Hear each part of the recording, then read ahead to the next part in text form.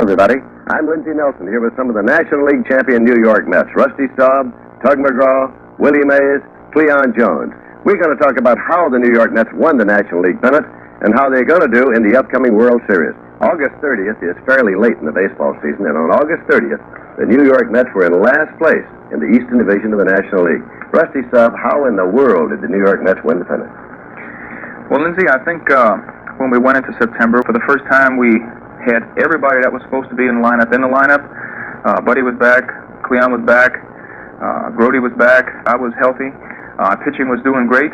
We were getting some startling performances by our starters, and between Tug and Parker, I don't know who could have done a better job down the stretch than our relief pitching did. I think you saw 25 people just gel so well over a 30-day period that we just played great. Nobody else did, and that's why we won. Willie Mays, you came in with a winner. In 1951, you came in with the Giants as a winner. You announced your retirement. You're going out with a winner. That's got to be a pretty good satisfaction to you. Well, I think it is, Lindsey. I think the most important thing is that the young kids found out what it means to be a champion. I think they went out every day knowing that they have to do it themselves. And I was more proud of them than I was myself. I want to go out on a winner, but still, I think they learned something this year that a lot of champions have to have. That means playing together. When one guy is hurt, everybody have to pick up each other. So, to me, if we can go on and win everything this year, that would be a little more add-on to my collection. So, I'm very happy about it myself. Right. Cleon Jones, you had a fantastic September. I think you'll agree, at that time, the Pirates were the team that had to be beaten. This was the team. It wasn't the Cardinals at that point.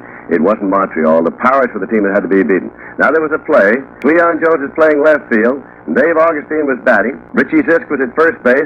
And he hit a drive, Augustine did, that went over Cleon's head and hit on top of the fence. Cleon, tell me what happened. Well, Lindsey, first of all, when the ball was hit, I think everybody in the ballpark thought the ball was going out of the park. Of course, I was surprised when the ball hit on the top of the fence, because I knew I had no chance of catching the ball, but I wanted to play the ball off the fence. And when it hit the top of the fence, I said, hey, what's going on, And I looked up, the ball came right back to me, and I just, wheeled and threw the ball to Garrett, and we were just fortunate that we was able to have a play to make a play, at home plate. And most people think that that was the turning point, and the Mets winning, the championship. I think you're right. And then came the championship series against Cincinnati.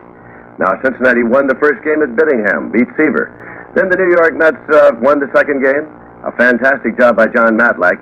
Came back here to New York, and Rusty Staub got the long ball going. Tell me, Rusty, about the two home runs. Well, Lindsey, the first pitch I hit off of Grimsley, the first home run was a fastball that he got out over the plate. You feel great about that when you can do that in the first inning, because, especially with our pitching staff, it just seems like they get such a tremendous lift out of getting a lead. But then the second one, they had brought Hall in to pitch to me, and he threw me a slider that kind of broke up and away to me that I swung at and missed, fouled off.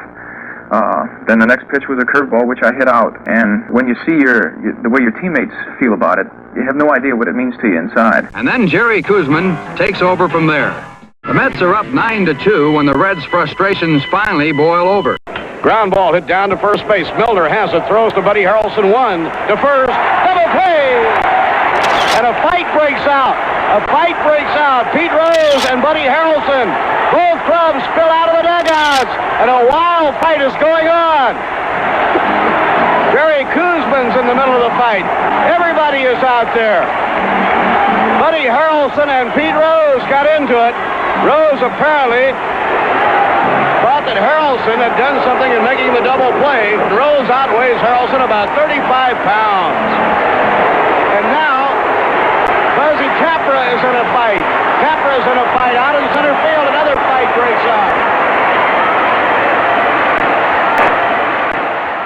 Next inning, when Rose took the field, he was a target. Beer cups and the Coke cans and a whiskey bottle came down. They called us off the field, and Sparky said, we're not going to go back out there unless peace is restored. Well, peace was restored, but only after a New York delegation told the fans to hold their fire or the game would be forfeited. Jerry Koosman never loses his cool, and the Mets are just one game away from the National League flag.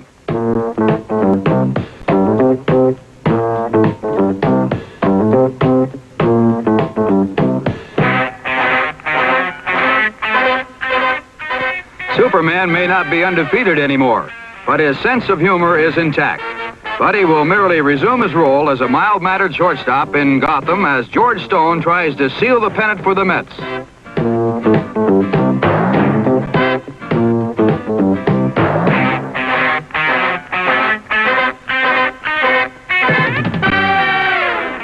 Sparkling defensive play highlights a tense pitcher's duel.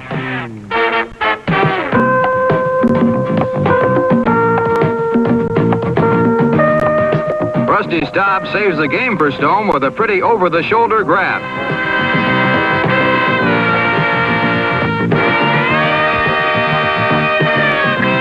Then he saves it again for McGraw with this incredible catch.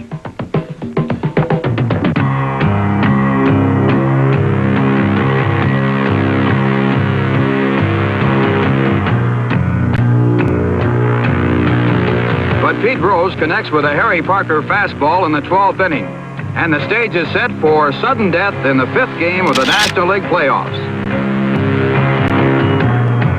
The Mets will have to do it without Rusty Staub. Rusty injured his shoulder on yesterday's play of the day. The New York Mets then had to play the Cincinnati Reds one game. Singly, the most important game the Mets ever played, because in 1969, when they won the World Championship, they never reached a point where there was one game. They won breathing. They swept Atlanta in 3 straight games for the championship series, and then won 4 out of 5 in the World Series. So that the one game against Cincinnati, the 5th game, was the biggest game the Mets ever played. Rusty Staub couldn't play because he had banged into the wall, making a fantastic catch, had a shoulder injury, and so he had Cranepool started. Cranepool came up in the 1st inning and delivered a fantastic base hit.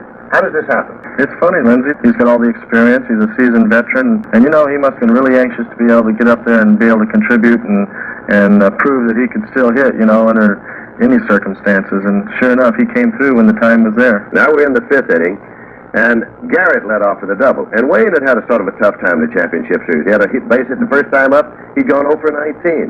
Delivered a pretty good base hit right there. Starting off with a double, you just can't ask for any more than that. Now the sacrifice is on, and Willie Mays, Millan, lays down the bunt. The play's made at third. What happened? Dreesen took that ball at third as though he thought it was a forced play. What happened to him? Well, first of all, you got to remember he's a young player, and I think he didn't realize that you have to tag the guy. He thought it was a forced play. Right. Cleon, now you're coming up. Score is tied. Tell me about the base hit. I wanted to hit the ball in the air and drive it, and I got the pitch I wanted, and I was able to hit it. So now, Yogi decides to go to his bench and bring up Willie Mays, one of the most dramatic moments in the history of the game as far as I'm concerned. But what about Willie Mays? What was he thinking at that time? Well, you know, I'm very emotional about a lot of things, Lindsey, but that time I blocked everything out. I don't know. When I play ball, I play ball like it's nothing there in my way. And when I walk to the plate, I didn't hear anything. Right. I understand that the people, you know, love me around New York, but my main thought there is, hey, you got to get this run in. That means they have to get 5 runs. And I was trying to concentrate on just hitting the ball rather than going up there saying, hey, they like me, I don't have to do anything. I wasn't concentrating on that. I was worried more about the run than I was, I guess, the people at that particular time. Seaver protects that 5-run margin into the 9th, and Felix Millan records the first out. Now the tension mounts for manager Yogi Berra and his Mets as Seaver tires and the Reds threaten.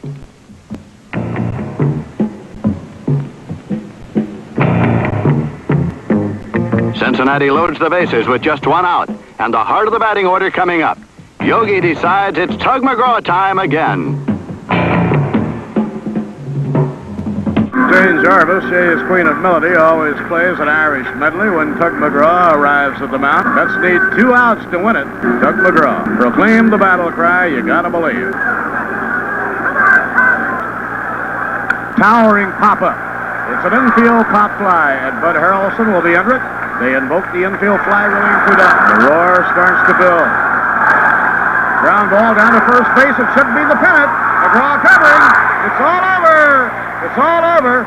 Oh, look at McGraw trying to get into the dugout. He's having an awful time getting into the dugout. The crowd racing on the field. The New York Mets have won the National League Championship. That's a wild scene. This is WOR-TV, New York. Diners Corner is brought to you by Rayco. And Rayco, if we say we'll fix your car, we'll fix it, all of it. And by your Metropolitan New York, New Jersey, and Fairfield County Dodge dealers. Well, hi, I'm Ralph Geiner. We got Yogi Berra, the champion of the National League, the manager. Yogi, your second championship. Was this your greatest? Well, this has to be, Ralph. My gosh, we had to jump over 5 clubs. I know we didn't win too many ball games. Like they said, it's the weakest in the league. But I didn't have my club all together. We showed them that we could play when we got them all together. Well, actually, you got hurt here for the last game. Rusty stopped, couldn't play, and you put in Ed Kranepool. He came through, and then you put in Willie Mays, and Willie Mays also came through. Well, that's been our system all year, I think, Ralph. We've been hurting and all that, and we just couldn't do anything easy this year. We had all the injuries. The last day, we had to get another one, that's all. No doubt about the fact it was a tough season all the way around. You certainly didn't panic. It was a great season for the New York Mets and a great finish in September and also winning in October. Well, we just hope we can play 4 more and win them now, Ralph. You're looking for 4 straight? Well, I'm not looking for 4 straight. Just win 4. Just win 4. Okay, Yogi Berra, the winning manager, and certainly a great job. Congratulations, Yogi. Okay, here's the fellow who came in. Don't fall off, Eddie. Eddie Kranepool, who came through with a base hit with the bases loaded to drive in the first 2 runs of the game. Ed, what a real thrill that must be for you. Well, yes, it has. After 12 years being with the Met organization, to be in a position like that, where I could have been easily the GOAT or the hero of the game, and of course to come through is a big thrill for myself. We had to win this ball game. We got up for it. We came out swinging like I said we would, and of course came out on time. It was great, and I'm glad to be a part of it. I'm sure you are. How about 69? Was this a bigger thrill here or 69? Well, I think 69 was a miracle like everybody thought it was, and it approached the season, and we just passed everyone up. But here, I think it was more satisfying to the players because 3 months ago they wrote us off. They said we were a losing ball club. We were in last place. Everyone gave up on us. But we passed 6 ball clubs. We beat a fine team out here at Cincinnati. We're ready for Oakland and Reggie. We're the champs over here, and I think the National League's ready for them. There's a fellow who made the fantastic catch in yesterday's ball game. The Mets did not win that one, but they won it today, and Rusty, your replacement, did a great job. Well, I'm just really glad, Ralph. I would have loved to have been out there. I was hurt. I couldn't do it. If I could have been out there any kind of way, I would have done it, and I just was so happy for everybody that we were able to come through in such a grand fashion. Well, you got him there with those 3 home runs. That put him in great shape. Well, I feel a big part of it. Rusty's diving, of course. We hope Rusty will be ready for the World Series. There's Tom Seaver. Tom Seaver, the winning pitcher. Tell me a little bit about the ball game. You got off to a tough start. The bases were loaded, and before they were loaded, you struck out Tony Perez on a great pitch. We've been fighting uphill all year long, and you don't want our players to have to fight uphill again in the last day. That was my thought, and I had to strike him out. And that might have been one of the great strikeouts in your career. Well, it was awfully big in the first inning. I know that. Now, what about the 9th inning? You had a chance to have your rhythm broken up with the fans in the field. It had to upset you. Well, I was a little bit out of gas, and the ball sinking a little bit too much. And I threw one real good pitch and didn't get a call strike. 2 strike pitches in a row. I thought it was a strike, but hey, I can't argue over it, so it's all over. Right here we got Bob Murphy, and along with him, another Irishman, the old faithful Tug McGraw. Nice talking to you, Ralphie, baby. You did it again. You came in, saved the ball game for Tom Seaver under the great pressure. Congratulations. Thanks a lot, Ralph. I'll tell you, the biggest pressure was not getting out of the inning, was getting off the field. Boy, what did you do? I thought you were going to have real trouble there. You're the guy that uttered, you got to believe. You made everybody believe. Well, I'll tell you, we started believing early in the year when things were going bad, and it helped pull us out. And right now, I'm sure there's not a person in this room that doesn't believe somehow. What about the championship coming up, the World Series? You still believe? I certainly do, Ralph. There's no reason not to. The way this club bounced back today, it was we came ahead, they tied it up, and then we didn't even give them a chance to think about getting in the lead. We jumped right back off there and in the bottom half of the inning and scored some runs, and from then it was momentum that carried us through the rest of the way. Doug, a great finish in the season, a great season. Congratulations again. Well, thanks, Ralph. Hey, like they say on those TV commercials, man, it's time to go out and have a nice cold beer! You gotta believe. Let's get Cleon out there. Right here. How about Cleon? Come on, Dave. Congratulations, Cleon. Congratulations. Think about it. What a super comeback, huh? Well, it was a great team effort. I think it was the greatest team effort I've seen in quite some time. As you know, you've been here all year, Ralph, you've been here all year, and we were down. We were down as a team, and we were shot down, so to speak. We had all those injuries, and everybody had given up on us, and everywhere you went, they were talking about the Mets were no good and this type thing, and I was just about afraid to go out, because I was afraid what people were going to say, and the guys didn't give up. We got healthy, and we came back, and here we are. Well, Cleon, you had a great September, and you also had a great championship series. You had 3 hits in the ball game today, the key hits in the ball game, and Cleon, I think your finish is what put the Mets right on top and actually beat the Reds at their own game. We beat the Reds with the Mets hitting. Right, Ralph. I just like to say that it goes to show you, when we were healthy in the beginning of the season, we were in first place, right? Right. And we got hurt, we dropped to last place. Same thing happened last year. And we got healthy again this year, and we came back, and we won some ball games. We got to go to ball club because we can do the thing that you have to do to win. We play great defense, and we can get the timely hit. We don't have any outstanding players like Reggie Jackson said in the paper. We don't have any superstars. but we can beat the superstars. Well, you do. You really know how to play, and you played a great series. Right. Thank you. Right. Great luck in the World Series now. Right.